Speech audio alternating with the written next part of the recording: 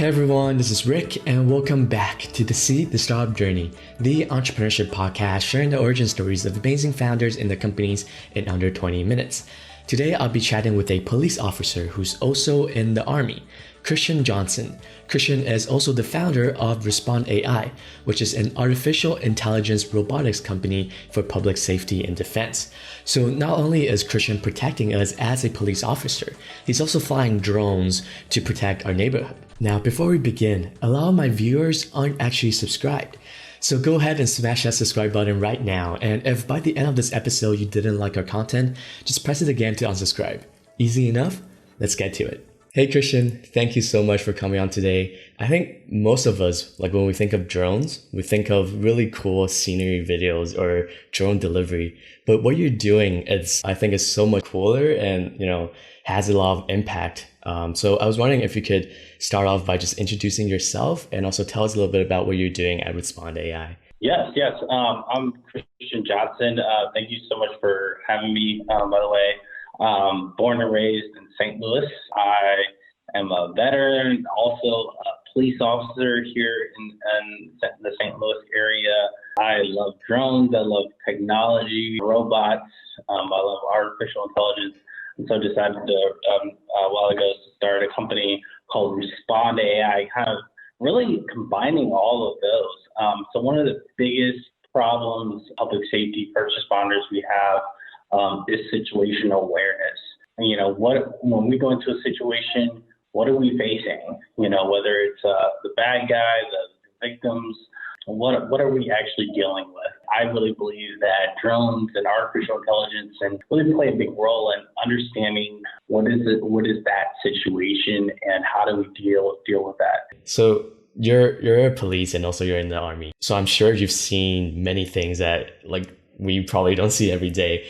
Can you maybe share with us one of those experience or stories where maybe you thought, it would be very good if there was something like Respond AI to help with this scenario? Very, very often we have somebody, may have just stolen a car, and they run for the police and then maybe they crash a car and then run in a dark wooded area, and so as a police officer, you're going to try to catch them, but you don't really know what you're walking into. Being able to quickly deploy a drone or being able to respond, where then maybe you have like an armband where you can visually see the person and then you're able to take them into custody.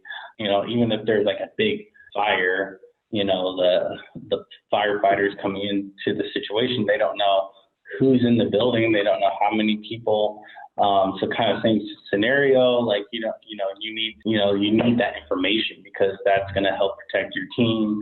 That's going to help, protect the people in the building. That's awesome. And you mentioned you're also a police officer, and I read a little bit about what you've done. And just to paint a picture for my listeners, I think you've gathered hundreds of coats for kids in the winter because you noticed that some of them were going to school without them in the coat while you were patrolling. Something else I found was super cool was you worked on this thing called Porch Light Project to basically lighten up the community, especially the darker neighborhoods with energy efficient light bulbs. And I believe that also came from your experience basically as a police chasing down suspects in the dark alleys. So I was wondering if there's also a similar backstory to Respond AI. Yes, 100%. So, as a police officer, I've been able to work in some really tough areas. People want to be safe, and honestly, it's my passion to really help people be safe as a police officer, whether it's porch lights. So I started actually doing drone patrols in my own neighborhood. It kind of started off really, it's kind of just loose, how can drones be able to respond to different situations. And honestly, as a founder and as a police officer, I'm really open to the business growing the way it needs to and it being a tool to really help keep people safe. Also, I'm really open to, the challenges of how artificial intelligence meets privacy as well.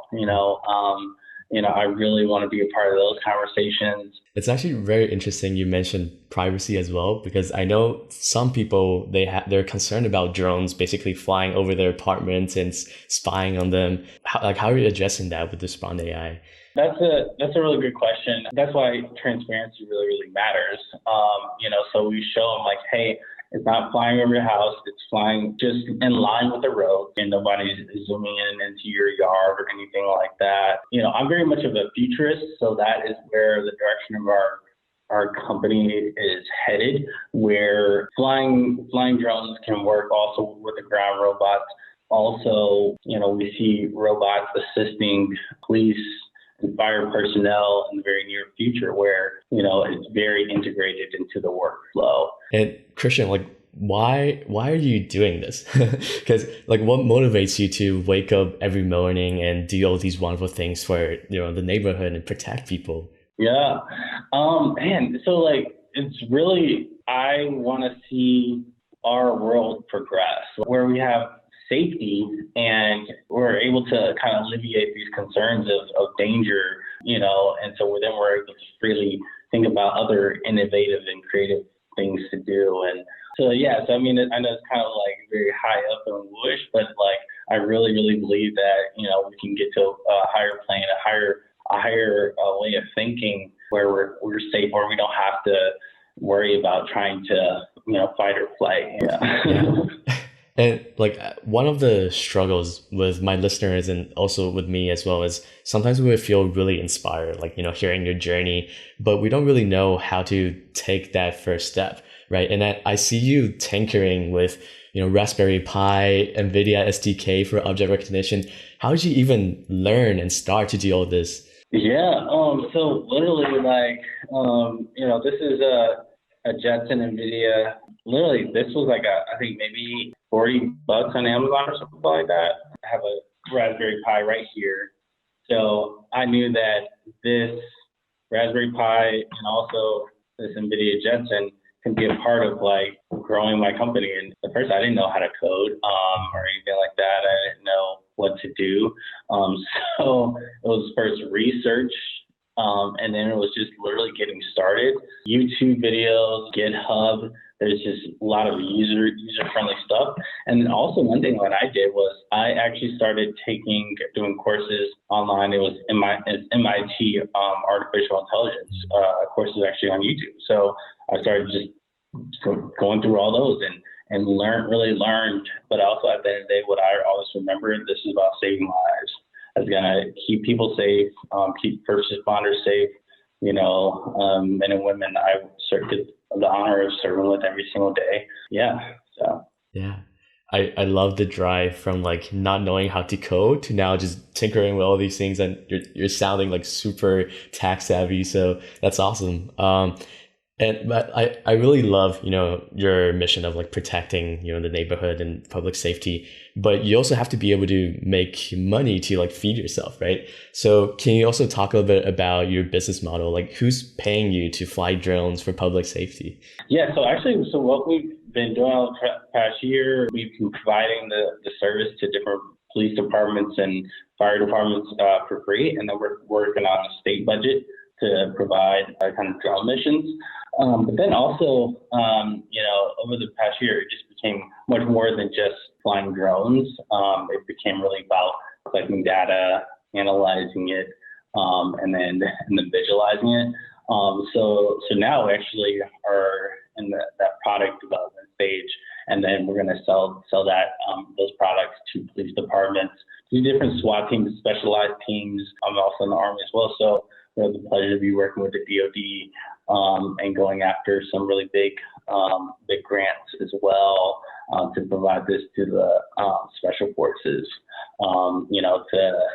To really have a full kind of integrated system for situational awareness. So, Christian, you've been in the military, I believe, for more than 8 years. And I got a taste of what it's like in the Taiwanese army as well. But I was only there for 4 months. But one thing that I know they really emphasize is obedience, listening to chain of commands, following orders.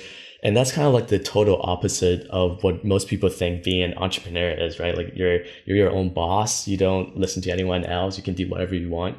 So has that been strange for you? Like, do you find yourself liking one role over the other? Mm-hmm. Oh yes, 100%. It's very very different. But also I think it makes me a better founder. I'm just able to, really kind of put things in order and be able to tackle things. Sometimes I think that founders just starting out, I believe some need to be working at a job and understand how to follow the lead of somebody. I think the best leaders know how to follow to help fulfill a mission that's greater than you. Where it's not just about you. And so I think then a lot of founders just try to fumble around and then they eventually learn hey, I need to know how to actually follow. Because when you have a team behind you, then you really actually are working for them. And Respond AI, we have five people on our team that are just really cool, amazing people. I work for them. Sure, that's awesome. And besides, learning perhaps how to follow orders and get things done, do you have any other advice for someone like me who's still a student, but I'm interested in entrepreneurship and might want to start something of my own in the future? Yeah, 100%. I would say research as much as possible, especially in our artificial intelligence world, in the video streaming world. There's so many different nuances. Research, but then also not taking yourself that seriously, because almost like founder is the word term founder almost makes it really seem a lot of pressure. When you take that pressure off of you and hey, I'm just figuring things out. I'm just I'm learning, I'm experiencing, and it's okay to try something and fail and try it again. Things take time to mature. I'm not a $1 billion company right now. We've been started the company a year ago. So it's been 1 year. I'm not expecting myself to be this major success right now. No, this company is going to grow the way it needs to over the period of time it needs to. So I think too many founders also try to have this microwave success, or because they've been sold that. They've been sold the story that you need to be raising this amount of money, this boom boom. What? Why are you raising money? You don't even know what your product is. Mm-hmm. Stop worrying about money. See how you can develop a product, that you can sell and provide to your customers, get customer feedback and refine it. So then you have a good product. You have a minimal viable product instead of going on the money chasing, rabbit hole. So. Mm-hmm.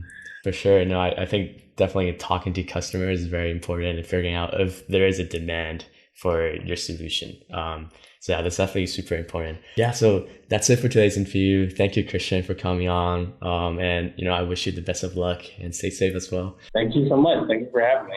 I hope you enjoyed this episode. My 3 main takeaways from chatting with Christian are how to learn coding without being at college and studying CS, how being in the military could actually help you become a better founder, as well as how you shouldn't be so hard on yourself. Now, I'll be discussing these 3 takeaways in more detail in a separate episode on Apple Podcasts and Spotify. So if you're interested in that, I'll drop a link in the descriptions. With that, make sure you like this video and subscribe, and let's grow our seed of innovation and creativity together. I'll see you next time.